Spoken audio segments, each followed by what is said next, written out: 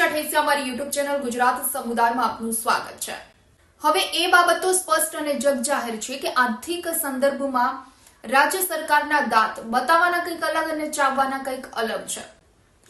નાગરિકોની વ્યાપક ફરિયાદ અને મીડિયાની ફટકાર બાદ સરકારે સરકારી ઓફિસોમાં લાઇટ, પંખા અને એસી કામ વગર બંધ રાખવા, પાણીનો વ્યય ન કરવો, આ બાબતે મને કમને પરિપત્ર તો બહાર પાડી દીધો, પરંતુ સરકારના ખુદના ખર્ચા એટલા મોટા છે કે સામાન્ય નાગરિકોને આ બધી બાબત જોઈ જીવ બાળવા સિવાય કોઈ જ વિકલ્પ નથી। તો કેગના રિપોર્ટમાં પણ ક્યાંક સામે આવ્યું છે કે ગુજરાતમાં કુલ ખર્ચની સામે મૂડી ખર્ચમાં ઘટાડો થયો છે।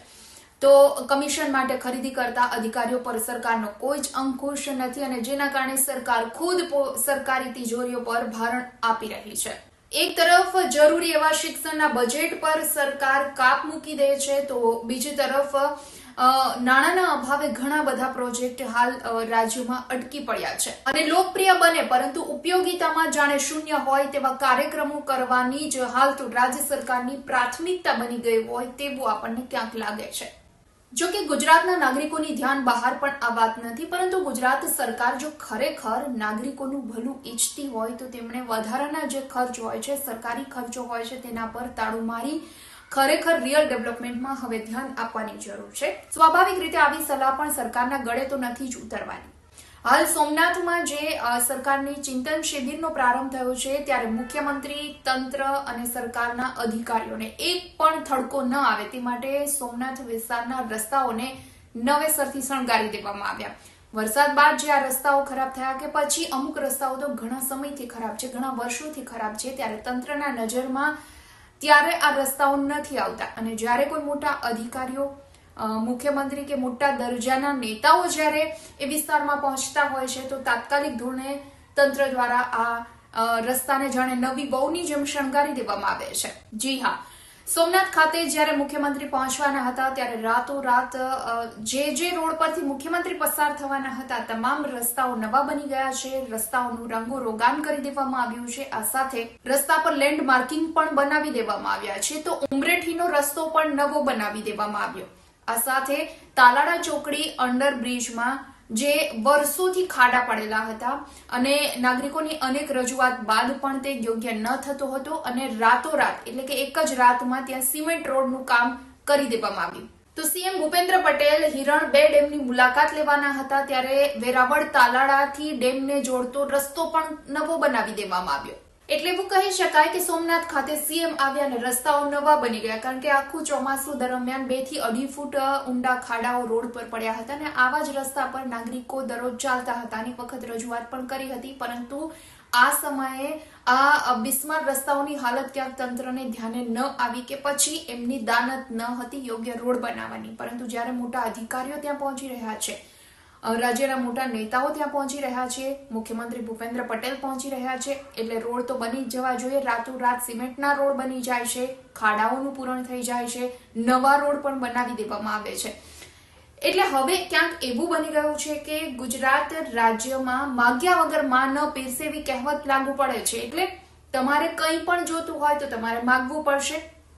ચાલુ દિવસમાં, રૂટીન દિવસમાં તંત્રની કોઈ જ કાર્યવાહી નથી, તંત્રની જવાબદારીમાં જ કંઈ નથી આવતું કે તેમણે અહીં રોડ ખરાબ થઈ ગયા છે તો રોડ બનાવવા પડશે, અહીં પાણી નથી પહોંચતું તો એ પહોંચાડવું પડશે, અહીંયા સ્ટ્રીટ લાઇટો બંધ છે તો એ આપણે કરવી પડશે। પણ અચ્છા, ત્યાં કોઈ પણ અધિકારીઓ, નેતાઓ પહોંચવાના હશે તો રાતોરાત બધું થઈ જશે। નાગરિકો માટે કોઈ વિપક્ષી નેતાઓ કે પછી કોઈ વ્યક્તિ જ્યારે આગળ આવી આંદોલન કરે, આવેદનપત્ર આપે, લોકો દ્વારા વારંવાર ધરણાઓ કરવામાં આવે અને કોઈ પણ બાબતની માંગણી કરવામાં આવે ત્યારે જ એ માંગણી સરકાર તરફથી સ્વીકારવામાં આવે, એવું ચિત્ર હવે ક્યાંક રાજ્યમાં ઉપસી આવ્યું હોય તેવું ચોક્કસપણે લાગે છે। આ તો થઈ સોમનાથ સ્થાનિક તંત્રની વાત, પરંતુ રાજ્યના મોટા ગજાના નેતાઓ, મંત્રીઓ પણ જ્યારે સોમનાથ પહોંચવાનો સરકારનો જે નિર્ણય હતો આ નિર્ણયનો ઉલાળ્યો કરી અને ક્યાંક પ્લેન મારફતે સોમનાથ પહોંચી ગયા। આ વાત તો પાછી સાવ જ અલગ છે।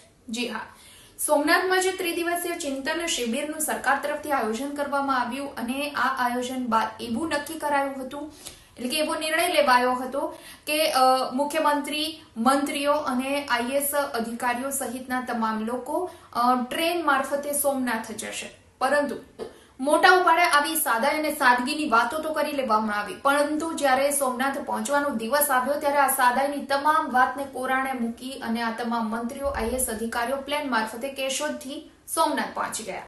એટલે એવું કહી શકાય કે સોમનાથમાં બેસીને રાજ્યની ચિંતા કરનારા, નાગરિકોની ચિંતા કરનારા મંત્રીઓ અને અધિકારીઓ જો એક વખત ગાંધીનગરથી સોમનાથ બાય રોડ એટલે કે રોડ મારફતે જો સોમનાથ પહોંચ્યા હોત તો તેમને ખરેખર ટ્રાફિકની રાજ્યમાં શું સમસ્યાઓ સર્જાય છે, કેટલી જગ્યાએ રોડ ખરાબ છે, કેટલી જગ્યાએ અંડરબ્રિજ બનાવવાની જરૂર છે, કેટલી જગ્યાએ ઓવરબ્રિજ બનાવવાની જરૂર છે અને કેવી જગ્યાએ રોડ ઉપર ખાડા પડ્યા છે, નાગરિકો કેવા હેરાન થઈ રહ્યા છે. એટલે કે ગુજરાતના વાસ્તવિક મોડલની તેમને જાણ થત, પરંતુ સાદગીની તો અહીં માત્ર વાતો જ થાય છે, પરંતુ તેને અમલમાં ક્યાંય મૂકવામાં નથી આવતી.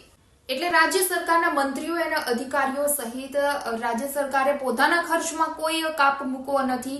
ટ્રાન્સપોર્ટેશનનો એક ખર્ચ હોય કે પછી અલગ અલગ તાઇફાઓ કરી અને વાહવાહી મેળવવાના જે ખર્ચાઓ છે એમાં ક્યાંય કાપ મૂકવો નથી, પરંતુ શિક્ષણના બજેટમાં ક્યાંય કાપ મૂકી દેવાય છે. આ સાથે જે મહત્વના કેટલાક પ્રોજેક્ટો છે એ પણ નાણાં વગર ઉભા રહી જાય છે. એટલે રાજ્ય સરકારે હવે પોતાના ખર્ચાઓ ઓછા કરી રાજ્યની તિજોરી પર જે ભારણ આવે છે એને ઓછું કરવાની જરૂર છે. આ સાથે નાગરિકોના ટેક્સના નાણાંમાંથી જ નાગરિકોને યોગ્ય સુવિધા મળી રહે, રોડ, રસ્તા, પાણી, ગટર, સ્વચ્છતા એ અંગે હવે ખાસ ધ્યાન આપવાની જરૂર છે. વિડીયો પસંદ આવ્યો હોય તો લાઇક એન્ડ શેર કરવાનું ભૂલશો નહીં અને ખાસ અમારી ચેનલ ગુજરાત સમુદાયને આપ સબસ્ક્રાઇબ કરી લેશો.